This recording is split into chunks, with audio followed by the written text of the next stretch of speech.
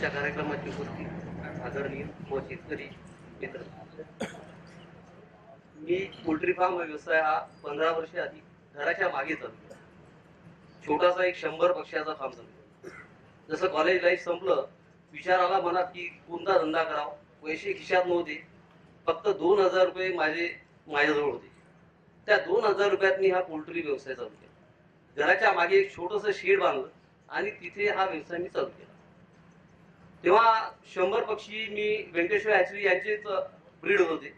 यांचे असोसिएट आहे एक फिनिक्स हॅचरी म्हणून, त्यांच्याकडून ते 100 पक्षी मागवले. 100 पक्षी म्हणजे आज म्हणजे खूपच कमी वाटतात, पण त्यावेळेस मी 100 पक्षी आणून घराच्या मागे चालू केले.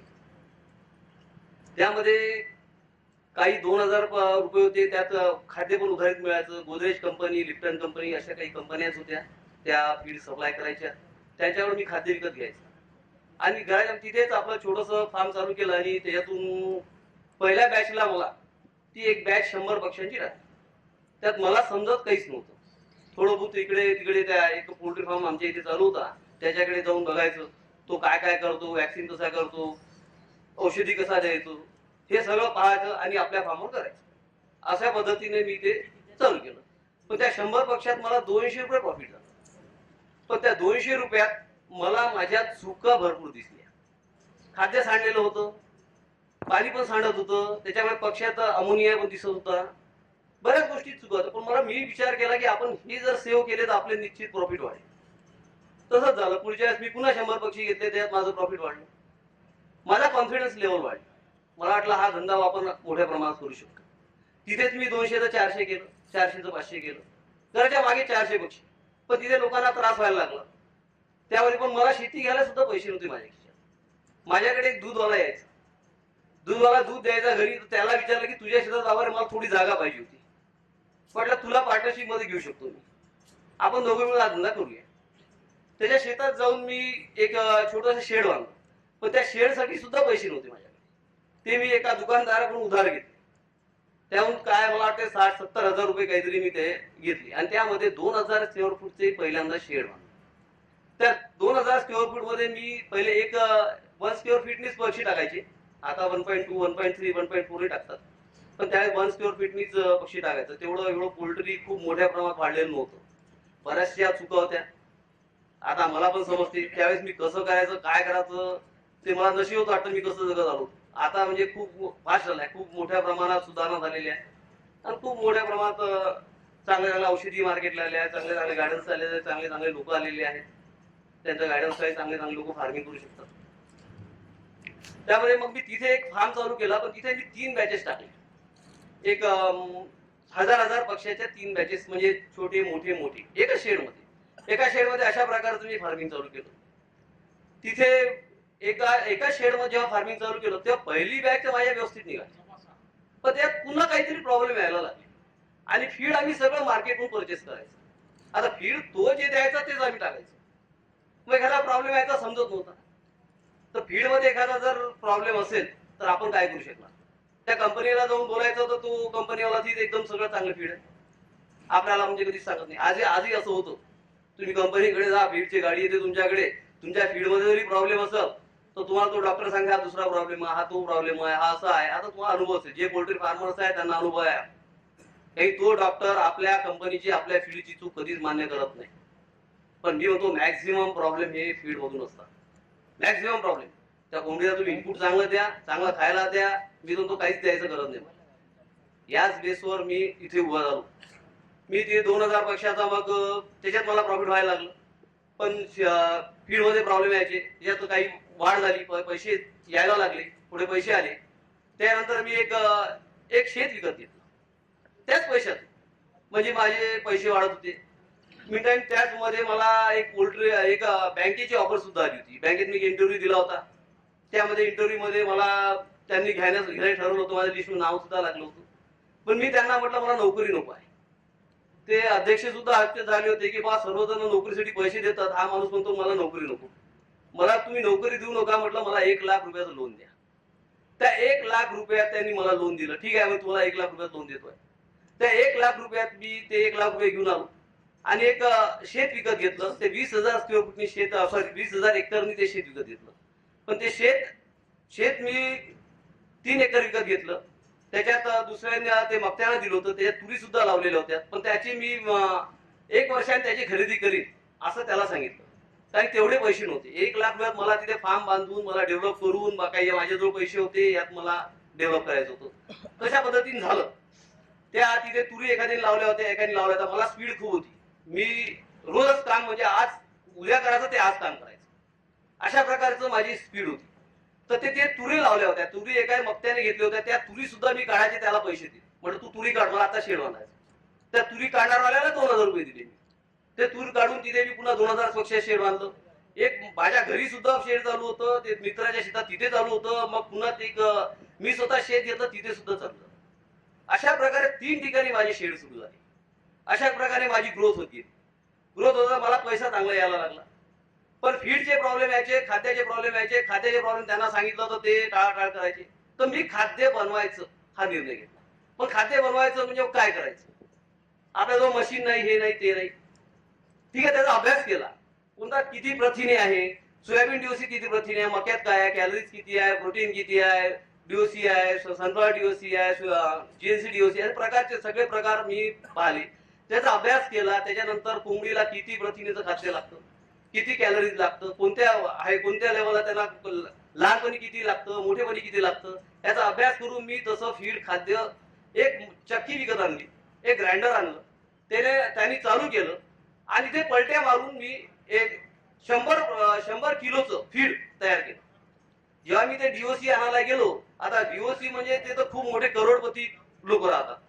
सोयाबीनचे जे फॅक्टरी असतात ते खूप. त्याला म्हटलं मला 1 टन डीओसी पाहिजे. तो मला पहिले खालून वर पाहायला लागला. 1 टन मला आजपर्यंत कुणी आला नाही. म्हटलं बा मला 1 टन द्या तुम्ही. बरं ठीक आहे, त्यांनी मला 1 टन डीओसी दिली. मका आणायला मी आंध्रात गेलो. आंध्रातून मका आणला आणि बाकी जे रॉ मटेरियल लागतात सगळ्याची जुळजुळ केली. त्यात मेडिसिन लागतं, मिथिन लागतं, मिथोनिन लागतं, लायसिन लागतं, त्रिओनिन लागतं, असे बरेच प्रकारचे अमायनो ऍसिड्स लागतात. याचा अभ्यास केला. हे बरोबर त्या प्रमाणात त्याच्यात टाकले तर माझं फीड बनलं आणि फीड मध्ये मला प्रॉफिट चांगलं व्हायला लागलं. तसा मी हा विचार केला, कोंबडी 10 भांड्यात खातच, त्याला सगळं मिळतं. जर आपलं मिक्सर नसेल, आपल्याजवळ काही नसेल, तरी पण आपल्याला ते जमेल. सगळ्या भांड्याचं फीड म्हणजे थोडं मिक्सिंग कमी झालं तरी सगळ्याला त्यांना खाद्य मिळेल. त्या प्रकारे मी भांडे लावले, त्यामुळे ते फीड खात गेले आणि माझं प्रॉफिट पहिलेपेक्षा जास्त वाढलं. पण याच्यात एक झालं, पण त्याच्यानंतर मला काही प्रॉब्लेम यायचे. पण मी ते शोधायला लागलो, प्रॉब्लेम कुठून येतो. हा खूप महत्वाचा मुद्दा आहे. एखादा प्रॉब्लेम कुठून येतो हे तुम्ही शोधा, हे कोणी शोधत नाही. एखादा म्हणजे तो पक्षी बिमार पडला की त्याला इकडून इकोलायचं पाणी द्यायचं, फंगसचं खाद्य द्यायचं, इकडून अँटीबायोटिक द्यायचं. तो कधी चांगला होणार नाही, कधी चांगला होणार नाही. तुम्ही पाहा नाही, म्हणजे आपण सर्दी झाली ना, त्या काश्मीरात जाऊन बसलो.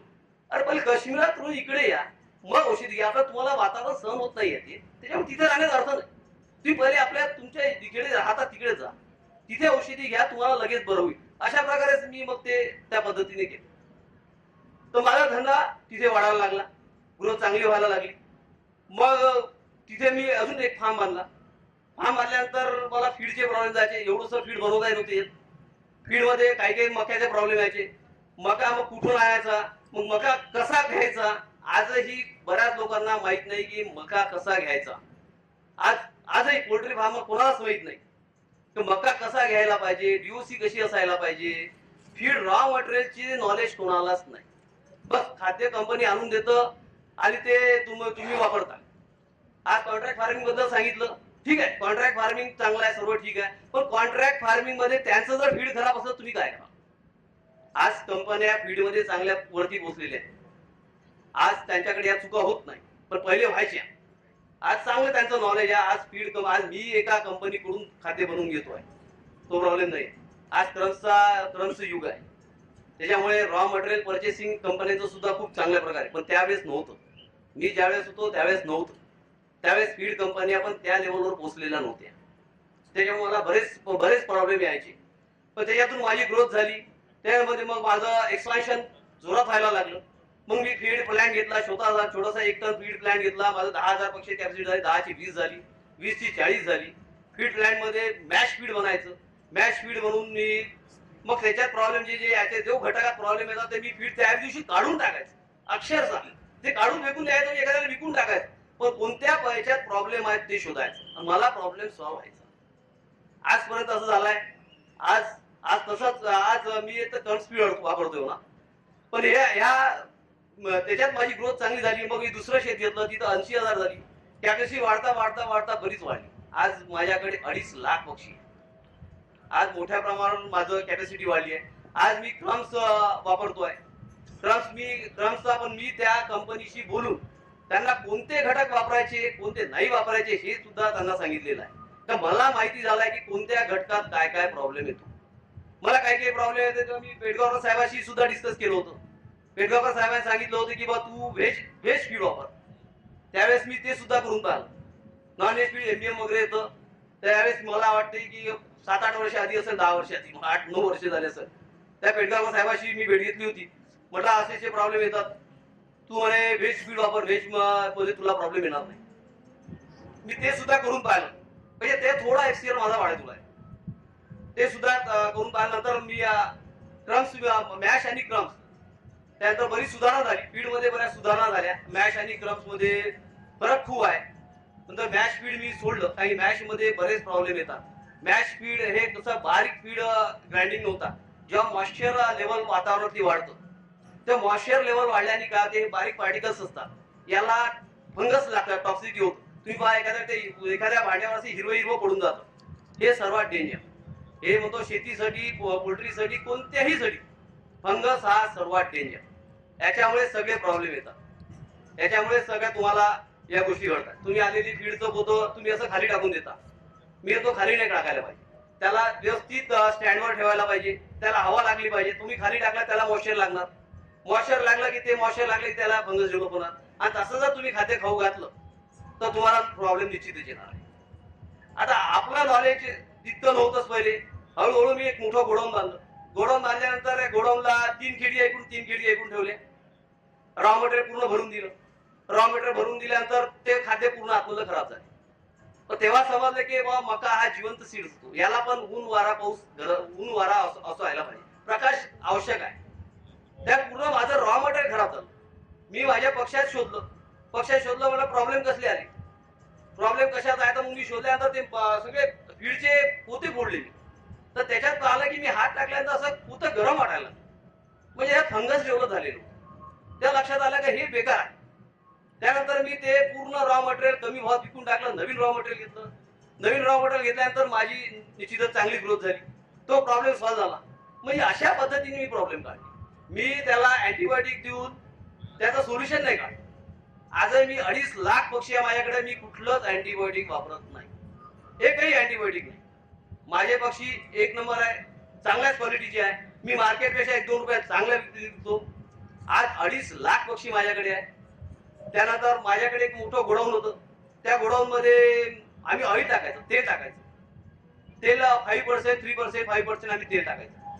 त्यामध्ये आम्ही एक खाली 500 लिटर टँक केली होती आणि वर एक 100 लिटर टँक केली होती. म्हणजे लेबरच्या चुका काय होऊ शकतात.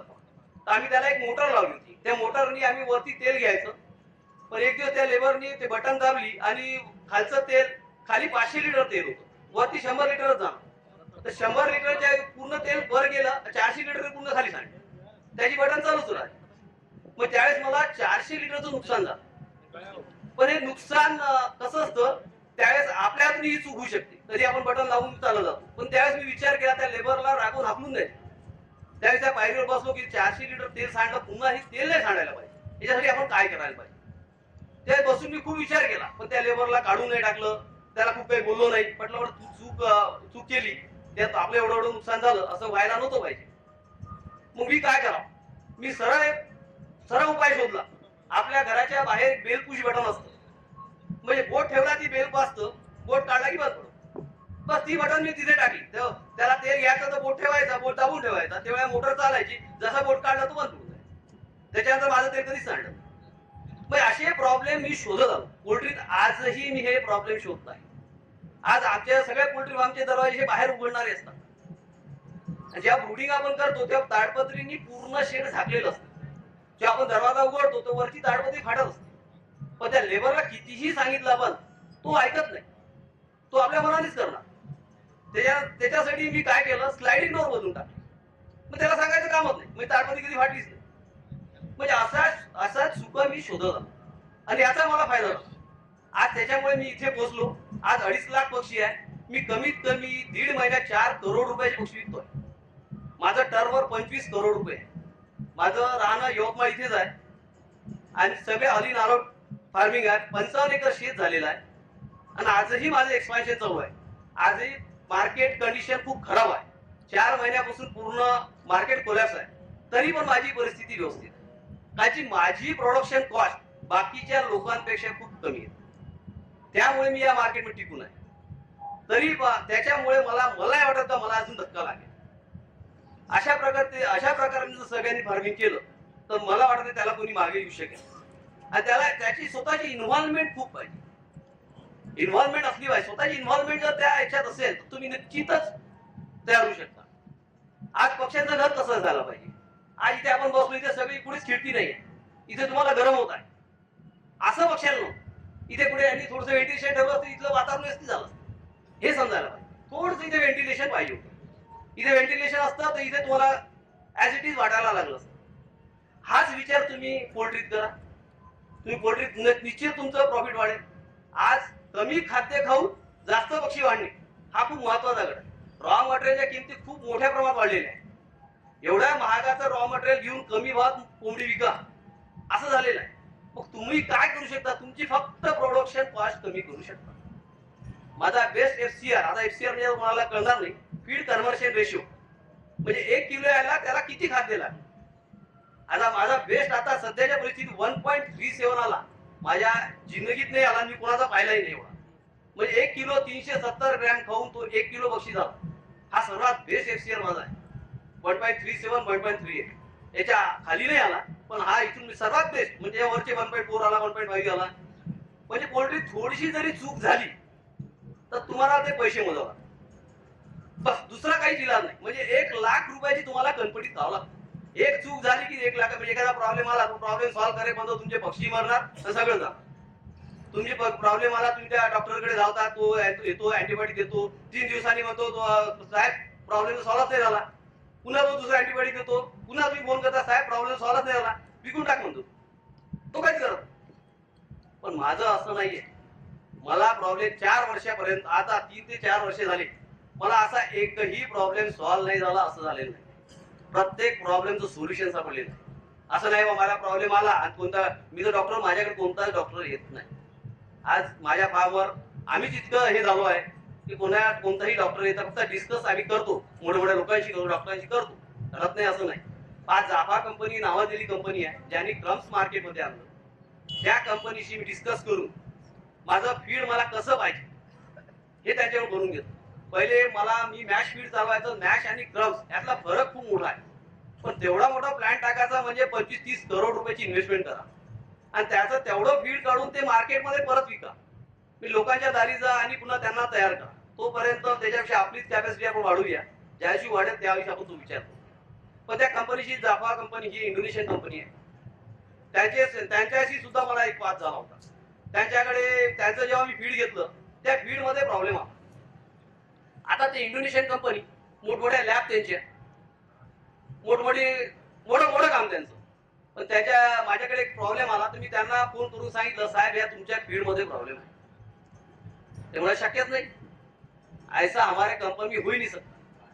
आजपर्यंत असं झालेलं नाही. बेटा साहब आप आओ इधर, हमारा प्रॉब्लम सॉल्व करके दो, नहीं तो मैं सिर्फ फीड चेंज करता ये प्रॉब्लम सॉल्व होता. क्या बात कर रहे बोले तुम डॉक्टर मंजू मुन है, तो मोठा न्यूट्रिशियनिस्ट आहे, आज इंडियाचा हेड आहे. पहले त्याशी बोलत होतो, आपको मेरा नंबर किसने दिया, आपने बात मेरे से कैसी की, आप फीड किससे लिया, पहिले असाच बोलत. बराच वाद झाला त्याच्याशी. मग फोनवर खूप बाचाबाची झाली, म्हणजे खूप बाचाबाची झाली आणि त्याचं फीड मी इमिजिएट बंद केलं. त्याचं मी त्यावेळेस कमीत कमी 150-200 टन फीड घ्यायचं. तर 200 टन फीड ऑटोमॅटिक एकदम बंद झाल्यानंतर त्याच्या कंपनी थोडंसं बॉल झालं.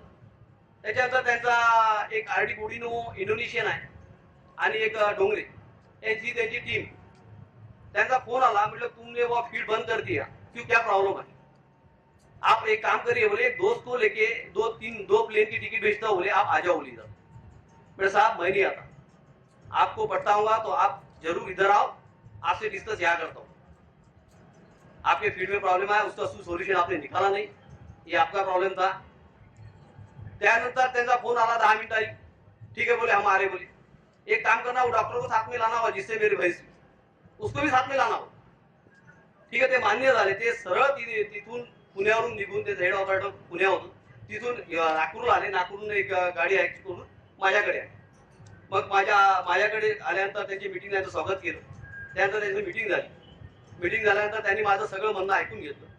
त्याच्यानंतर परत त्यांनी डिसिजन दिलं की, म्हणजे त्यांनी म्हटलं की तुम्ही एक बार और पुन्हा आवा, ठीक आहे। त्यानंतर मी पुण्याला गेलो, त्यांची इंडोनेशियन कंपनी कशी, आम्ही कसं काम करतो, आमचे लॅब कसे, आमचं फार्मिंग कसं, आमचं फीड फॅक्टरी कशी, हे सगळं आम्हाला दाखवलं। ते दाखवल्यानंतर मी सगळं पाहिलं त्यांचं, पण ते सगळं झालं। त्यानंतर मी म्हटलं, समजा फीड मध्ये प्रॉब्लेम आला तर काय करायचं? फीड में प्रॉब्लम आ ही नहीं सकता। बोला देखो साहब, बोला अभी तक पोल्ट्री मैं कर रहा हूँ, इसमें ज्यादातर फीड का प्रॉब्लम होता है। मेरे यहाँ तो वैसी प्रॉब्लम आया, बोला फीड की प्रॉब्लम आई। समजा फीड मध्ये प्रॉब्लेम आला, तुम्हाला पुढे उचलून द्यावं लागेल। नाही ते आम्ही करत नाही म्हणे, नाही करत तुम्ही तुमच्या जो काम करा, म्हटलं मी दुसरं माझं काम करतो। मी उठून जायला लागलो, तर त्यांनी बसायला लावलं। त्यानंतर मग डिस्कस झालं, ठीक आहे म्हणे। मग मी म्हटलं की माझी कोंबडी, माझी लॅब, ती मला सांगेल की याच्यात प्रॉब्लेम आहे की नाही। म्हणजे कोंबडीत जर एखादा प्रॉब्लेम येत असेल, तो जर मला समजून राहिला की हा फीडचा प्रॉब्लेम आहे, पण ते समजायला पाहिजे। प्रॉब्लेम हे 100 ठिकाणून येतात, त्यातला एक शोधणं खूप महत्वाचं आहे। नाहीतर काही झाला तरी तुमच्या फीड खराब आहे, काही झाला तरी तुमची स्टिक्स खराब आहे, असं नाही। हे तुम्हाला समजायला तेवढा तुमचा अभ्यास पाहिजे। त्यांनी मान्य केलं, पण ते 100 टन आधी फीड होतं ते त्यांना उचलायला लावलं, ते उचलून त्यांनी नेलं। पहिल्यांदा त्यांच्या फॅक्टरीत गेलं फीड, त्यांच्या फॅक्टरीत नाही तर आमच्या इकडे म्हणजे आउट होता, बोले इन नाही होता बोले। पण त्यांनी ते मान्य केलं, माझा अभ्यास मान्य केला। आज मी 500 टन त्याच्याकडून फीड घेतोय। आज तरी 1.25 ते 1.5 करोडचं, 1.5-2 करोडचं मी फीडच घेतो त्याच्याकडून। 500-600 टन मी महिन्याला फीड घेतो त्याच्याकडून। आज व्यवस्थित चालू आहे। त्याच्यानंतर मला नाही वाटत त्यांचं फीड सुद्धा वापस गेलं। ते माझ्यावर खुश आहे, मी त्यांच्यावर खुश आहे। आज एक व्यवस्थित धंदा चालू आहे। अशा प्रकारे माझी ग्रोथ होत आहे, अशा प्रकारे माझं काम चालू आहे। ओके, धन्यवाद। 2 मिनिट। फंगस, त्याच्यात फंगस डेव्हलप झालेलं होतं, बिलकुल। तर एक्सेप्ट केलं म्हणजे कोणी असं एक्सेप्ट पूर्णपणे करत नसतं। त्यांना म्हटलं फीड उचलून घेऊन जा, आपल्याला माहिती आहे त्यात प्रॉब्लेम काय होता, पण कोणी असं पूर्ण मान्य करत नाही। कोणाची चूक झाली मोठ्या माणसाची, तुला पेपरला देऊन हे चूक माझी मान्य आहे बा, असं कधी कोणी लिहून देत नाही। पण त्यांनी हे तर मान्य केलं, फीड तर उचलून नेलं। त्याच्यानंतर त्यांनी माझ्या गाडीची, माझ्या फीडची एवढी काळजी घेतात की तिथं 2-2, 3-3 सुपरवायझर भरायला असतात। माझ्या फीडच्या बॅग अलग बनतात, माझं खाद्य अलग बनतात, आणि त्याच्यातले काही रॉ मटेरियल मी काढून टाकलेले। त्यांचे जे रॉ मटेरियल आहेत त्यांचे अलग केले, माझे रॉ मटेरियल मी त्यांना सांगितलेले आहे। कारण रॉ मटेरियल कोणते चांगले कोणते वाईट हे मला माहित झाले। कारण त्या रॉ मटेरियल मध्ये मी जेव्हा फार्मिंग करत होतो, मी जे रॉ मटेरियल घ्यायचं, त्या मला माहिती आहे का जास्तीत जास्त कुठून प्रॉब्लेम येतो, ते रॉ मटेरियलच काढून टाक, म्हणजे नको ते। भलाई फीड आपल्याला थोडंसं महाग पडेल, पण त्याच्यानंतर रॉ मटेरियल बरेच आहे। जीएनसी आहे, याच्यात प्रॉब्लेम येऊ शकतात, शक्यता जास्त असते। पण आजकाल खूप कंपन्या याच्यात उतरलेल्या आहेत। मेस ग्लुटन मिल हा खूप खतरनाक घटक आहे हा, त्याच्यात 60% प्रोटीन लेवल असतं। पण कसं असतं, हा मेस ग्लुटन मिल जो आहे हा स्टार्च फॅक्टरीत येतो। स्टार्च वाले मका एकदम थर्ड क्लास खरेदी करतात, कधीच चांगला मका खरेदी करत नाही। यामध्ये प्रॉब्लेम येतात, मला आले आहे। मग ज्यात आपल्याला येतात ते कशाला वापरायचं, त्या दूर राहायचं। पोल्ट्री हा खूप नाजूक विषय आहे, रोजचं 100 ग्रॅम ग्रोथ करतो। त्याच्यामुळे त्याला चांगल्या प्रकारचं खाद्य द्या, चांगलं पाणी द्या, तुम्हाला प्रॉब्लेम येणार नाही। तुमच्या कोणतं औषधी द्यायचं काम नाही, काहीच नाही। त्याचा पक्षाचा रेजिस्टन्स पॉवर असं ठेवा की तुम्हाला ती गरजच पडणार नाही। एखादा व्हायरस आला तरी तो चालला जाईल, पण तुमचं नुकसान करून जाणार नाही। कारण की 5 एखादा व्हायरल डिसीज तुमच्या गावात येतं, सगळ्यांनाच लागत नाही, तुमच्या घरातही नाही लागत। 1-2 घरातल्या एखाद्या माणसालाच होत, पण त्यातले दोघाला होत नाही। या रेजिस्टन्स पॉवर, तुमच्या रेजिस्टन्स पॉवर ते डिपेंड करतं। 4 दोघं तुम्ही जेवायला जा, एखाद्याच पोट खराब होते, तिघाच होत नाही, का बरं? पाणी तेच पिला ते जेवण तेच केलं राहते, काय करा हे मी शोधतो. याचाच अभ्यास केला आणि यात मी आज सक्सेस आहे आणि चांगल्या पद्धतीने फार्मिंग करतो. Okay, thank you.